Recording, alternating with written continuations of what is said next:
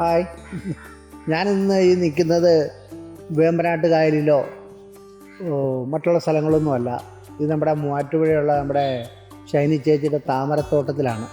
താമര ആമ്പലും നിറഞ്ഞ് നിൽക്കുന്ന ഒരു തോട്ടമാണ്. ഇതെങ്ങനെ വളർത്തിയെടുക്കും? എല്ലാവരും പറയുന്നത് താമര വളർത്താൻ ബുദ്ധിമുട്ടാണ്, അതിന് വളം വേണം, മരുന്ന് വേണം, പൂ കായ്ക്കുന്നില്ല എന്നൊക്കെ പറയുന്നവർക്ക് ഒരു ക്വസ്റ്റ്യനാണിത്. ഈ താമരയൊക്കെ കാണിച്ചു തരാം. പൂക്കളൊക്കെ നിൽക്കുന്നത് വളരെ മനോഹരമായ പല നിറത്തിലുള്ള പൂക്കൾ, മുട്ടി വിരിഞ്ഞ് നിൽക്കുന്ന ചെടികൾ, മറ്റേ എല്ലാ താമരകളും ഉണ്ട് ഇവിടെ.